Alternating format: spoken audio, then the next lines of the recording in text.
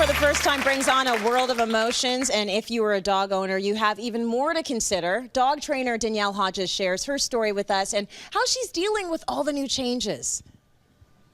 Up here!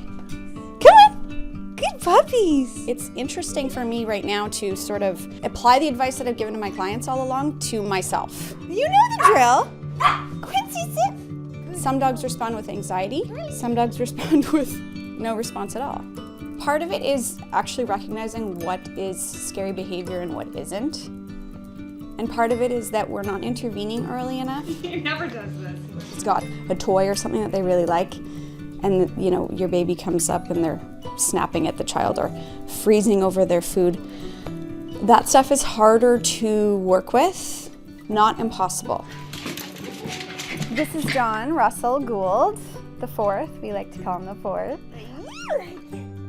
He was born 4 weeks early, so it's been kind of an adventure. Really, it's been totally unexpected. It wasn't like what we thought.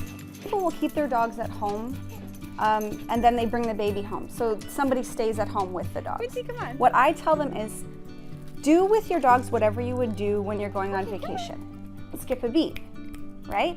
By the time the dog comes back home, the house smells like the baby. They can come in, smell all around, get acquainted that way with just sort of the presence of the baby. Really, you're gonna have seconds to yourself each day, let alone minutes and hours to train your dogs to stop barking. So what I found was I got a really good white noise machine for when he was actually sleeping, and honestly, just let them bark. And it's like he doesn't even hear them. You know? And I know they're just yappy guys. I accept their limitations. They're not perfect, but that works for me. So, you know, you kind of just have to figure out what works for you.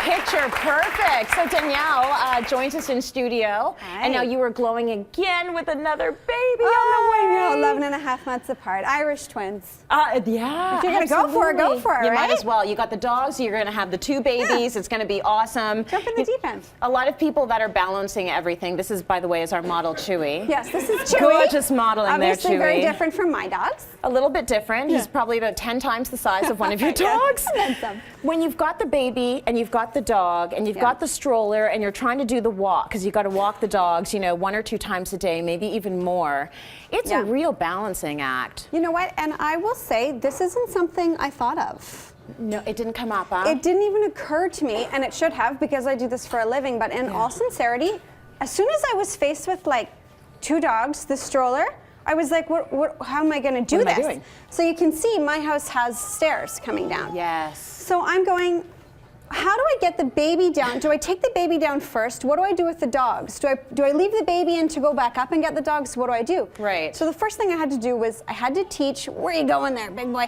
I had to teach my dogs to stay at the door.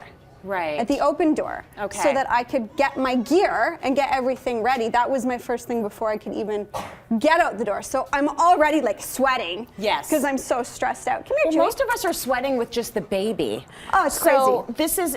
This is incredible. So you teach them, even though the door is open, you've got to sit there. That's the I mean, first you thing don't you're want to doing in rely terms of your on training. that, but it's a really good fail-safe in Yeah. case you don't want them running through. Okay. The second thing is, and you might not think of this, but make sure you have the right gear. Right. Because if you have a puller, you're not going to be working on training when you've got a newborn. Right. So you need to make sure that you've got a front fastening harness. You can see Chewy's attaches at the front here at his chest. That prevents him from pulling as much. So it'll take the edge off, so it's not going to drag me over. Right. The third thing is, make sure your leash length isn't too long. Because you Have will you ever lose seen control moms quickly. out? Yeah, well, it gets tangled up in the wheels. Oh, man. So you're walking and you're going, oh my God, and it's just so stressful. So Right. stay away from those extendable leashes. Yes. Because they will just get you into trouble every time. Keep your leash length to about 4, maybe 5, 6 feet, depending on how tall you are. I'm short, so 4 is good. The other thing is, when you are walking, people tend to want to have one of those mommy clips. Yep. And they want to clip their dog onto the stroller. So let's talk about all the dangers of clipping the dog onto the stroller. What could go wrong, What you could say? possibly go wrong? I mean, you think about the logistics of what's happening there, right? Yeah. The dog sees something, And all goes. it takes is one, they're gone. That's right. Do not count on your stroller ever. Don't even wind it up and hold on. No. Because if it happens that the dog pulls and you just have a hold of the leash and the stroller, it just, so I always just say, loop it around your wrist. Yes. Even better, around your waist. Oh, really? When you're not pregnant, obviously. I need about 3 leashes. So you use your body as an anchor. Yeah, so you really and that can way use your body. dog is not going If anywhere. you want to kind of cheat, you can even unhook your belt, put the leash on your belt, and then Yes. buckle your belt back up. Okay. So that you've got kind of a natural anchor there. Are you timing there? I mean, the walks that you're going on. So I used to walk my babies to get them to go down for their nap, but then the dogs need their walks at a certain time. How are you coordinating that? Well, it's like insanity. It's insanity. If you're lucky, though, your baby likes to sleep in the stroller. Mm-hmm. Yeah, and you can just sort of plan the walks for when your baby is due for a nap and go for a good hour. Yes. And just go for a nice long walk, put your earbuds in and go. Yes. But I should say one last thing. Yeah. Make sure that you walk your dogs on what I call the polite side. Okay. What side is that? If I'm approaching you on the sidewalk, Right. I want my dogs on the other side of the stroller. So I'm going this way. Yes. Right. Because I don't want my dogs cutting in front of you. Also, the stroller can act as a visual barrier. Yes. If you have a dog that is reactive to like skateboarders or other dogs or whatever, Yeah. you can use the stroller to sort of like block their visuals. Yeah. And also, this is where they can do all their peeing and whatever. Yeah. So do you're it on the impolite side, would you?